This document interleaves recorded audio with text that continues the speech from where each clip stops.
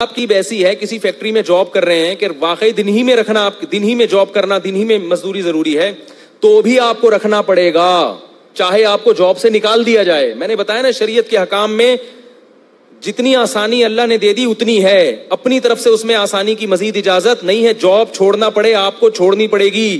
Job کوئی ایسا عذر نہیں ہے جس کی وجہ سے روزہ رکھنا آپ کے لیے، روزہ چھوڑنا آپ کے لیے جائز ہو جائے. اور یاد رکھو ایک بات خوب اچھی طرح سمجھ لو کہ اللہ نے اسلام کے جو 5 ارکان بیان کی ہیں جس پہ اسلام کی بنیاد قائم ہے، اس میں تیسرا رکن روزہ ہے، اور توحید کے لحاظ سے چوتھا رکن روزہ ہے، نماز، زکوٰۃ اور روزہ. اور یہ بات یاد رکھو کہ دنیا میں کسی حکومت کے قانون کو توڑنا اتنا بڑا جرم نہیں ہے. اس کائنات کے بنانے والے کے حکم کو توڑنا بہت بڑا جرم ہے جس پر اس نے بہت بڑی سزا رکھی ہے. وہ لوگ احمق اور بیوقوف ہیں، وہ قرآن اور سنت کے مزاج سے اور اللہ تعالیٰ کے حکام سے ناواقف ہیں، جو یہ کہتے ہیں کہ ہم چونکہ روزہ رکھنے کے بہت مشقت میں مبتلا ہو جاتے ہیں، اللہ بہت غفور الرحیم ہے، معاف کرنے والا ہے، دسمبر میں رکھ لیں گے. ایسا نہیں ہے. اللہ نے غفور اور رحیم اپنے آپ کو ایسے لوگوں کے بارے میں قطعاً نہیں کہا. اللہ نے اپنے آپ کو غفور اور رحیم ان لوگوں کے بارے میں کہا ہے جن سے ماضی میں گناہ ہو گیا، اب وہ توبہ کر کے اپنی اصلاح کر رہے ہیں اور رمضان کے روزے یا جو ارکان اسلام ہے ان کو پابندی سے ادا کر رہے ہیں. اللہ کہہ رہے ہیں ان کے بارے میں غفور الرحیم ہوں، پچھلی خطائیں معاف کر دوں گا. جو اللہ کو غفور الرحیم سمجھ کے گناہ کر رہا ہے اس کے بارے میں اللہ نے دھمکیاں دی ہیں. قل لعبادی انی انا الغفور الرحیم وان عذابی هو العذاب العلیم. میرا عذاب بہت دردناک ہے. یہ بات خوب اچھی طرح سمجھ لیں، اللہ ایسے لوگوں کے لیے غفور الرحیم نہیں ہے جو رمضان کا روزہ چھوڑ دیں. اللہ ایسے لوگوں کے لیے عزیز ذو انتقام ہے، زبردست انتقام لینے والا، اور اس کا حق ہے کہ وہ آپ سے انتقام لے. کیوں؟ اس نے سارے سال آپ کو پورے سال آپ کو کھلایا پلایا، اتنی نعمتیں دی اس نے. ہم اگر صرف خوراک پر غور کریں، خوراک پر کتنا کھاتے ہیں، کھا کے بیمار ہو جاتے ہیں. کیا اس کا یہ حق نہیں ہے کہ وہ 1 مہینہ صرف دن کی روشنی میں آپ پر کھانے کی پابندی لگا دے اور آپ کہیں گے نہیں میرے لیے یہ عمل بہت مشکل ہے؟ وہ عذاب دے گا اس پر. اس میں یہ دماغ سے نکال دیں کہ اللہ کی رحمت کی امیدیں لگا کے بیٹھ جائیں کہ میں مزدور ہوں، میں یوں ہوں، میرے سے ہوتا نہیں، میرے تو یہ کرنا ہے، میرے تو ڈرائیور ہوں، میں تو. پچھلے سال دبئی میں ایک صاحب آئے، انہوں نے کہا میں ریگستان میں کام کرتا ہوں، دبئی کی گرمی اور ریگستان، اور کہہ رہے ہیں 10 بجے حالت خراب ہو جاتی ہے، کیا میں روزہ چھوڑ سکتا ہوں؟ میں نے کہا روزہ بولو بھائی، نہیں چھوڑ سکتے.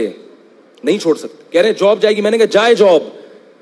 اگر چھوڑ دیا آپ نے ریگستان کی گرمی کی وجہ سے روزہ، غامدی کی باتوں میں آ کے، خدا انتقام لے گا، یہ بتا دوں آپ سے. ایسا نہیں ہے، دنیا میں کوئی حکومت ایسی نہیں ہے جو قانون بنائے اور پھر کہے جس سے دل چاہے عمل کرے، جس کا دل چاہے عمل نہ کرے. آرمی میں دیکھا آپ نے کہ صبح آپ اپنے آفس پہنچے اور شلوار قمیض میں پہنچ جائیں آپ بولے ایکچولی میری پینٹ کیونکہ دھلی ہوئی نہیں تھی، میری شرٹ کیونکہ دھلی ہوئی نہیں تھی، آرمی والے نکال دیں گے باہر، آپ کو بولیں گے آپ کو پریڈ میں کھڑے ہونے کی اجازت نہیں ہے. آپ کہیں اصل میں یوں تھا، وہ کہ جاؤ دفعہ یہاں سے، بھاگو یہاں سے، اجازت نہیں ہے آپ کو گھسنے کی. اس لیے کہ آرمی کا ایک ڈسپلن ہے. ہاں جس میں ڈسپلن نہیں ہوتا، کوئی وہ خود ہی اس کو اپنے حکام کی اہمیت نہیں ہوتی، وہ کہتا ہے یوں کر لو تو یوں کر لو، جیسے مرضی کرو. تو یاد رکھو آرمی کی اتنی طاقت نہیں ہے، آرمی کا اتنا ڈسپلن نہیں ہے جتنا اس کائنات کو چلانے والے کا ہے. اس نے جب ایک قانون بنا دیا تو وہ پتھر پہ لکیر بن گیا ہے. اب آپ کو روزہ رکھنا پڑے گا. اگر آپ نہیں رکھتے اللہ کو غفور الرحیم سمجھ کے تو اللہ کے عذاب کے لیے تیار رہو. پھر عذاب کے اللہ نے قوم عاد اور قوم سمود کو تباہ و برباد کیا، اللہ نے قوم لوط کو تباہ و برباد کیا، اللہ تعالیٰ نے فرعون کو تباہ و برباد کیا. اور ان سب میں قدر مشترک چیز کیا تھی؟ نبی کے حکم کی نافرمانی، اللہ کے حکم کی نافرمانی. تو آپ کو روزہ چھوڑنے کی قطعاً اجازت بولو بھائی نہیں ہے. اللہ کے غضب کو دعوت مت دو.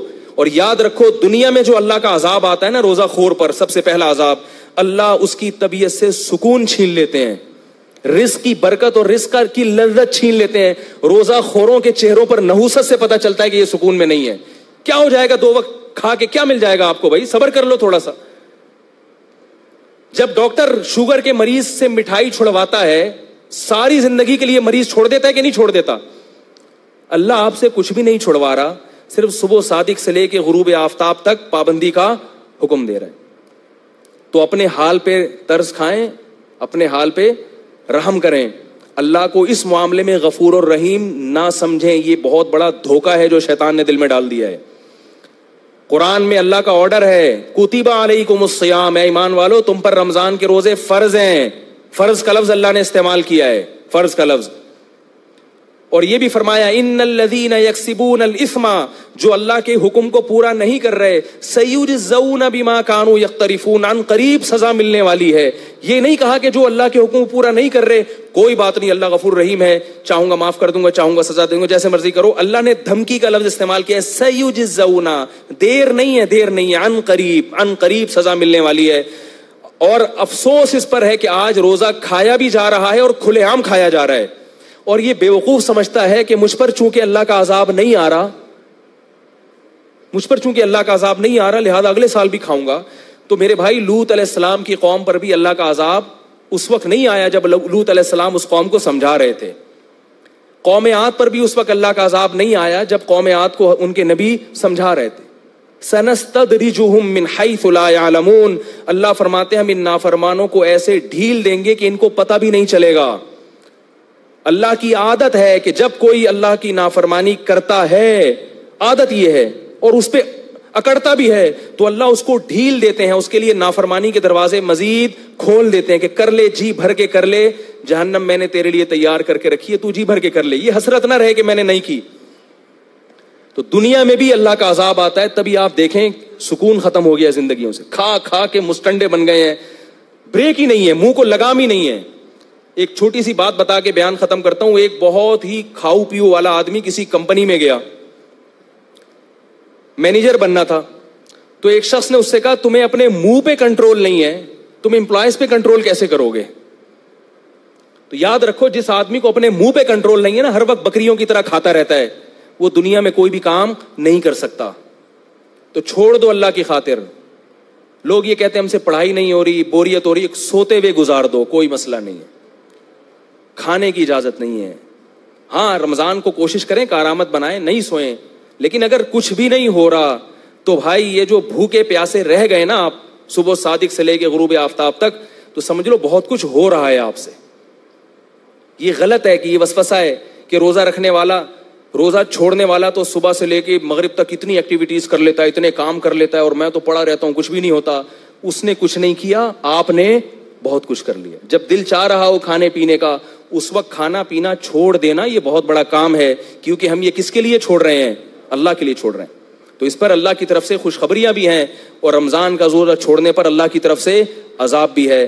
اس میں اللہ کو غفور الرحیم سمجھنے کی چنداں ضرورت نہیں ہے. عذاب ہے, اس پر وعیدیں ہیں, رحمتیں نہیں ہیں. اللہ تعالیٰ مجھے بھی اس حکم کی پابندی کی توفیق عطا فرمائے, اور آپ حضرات کو بھی.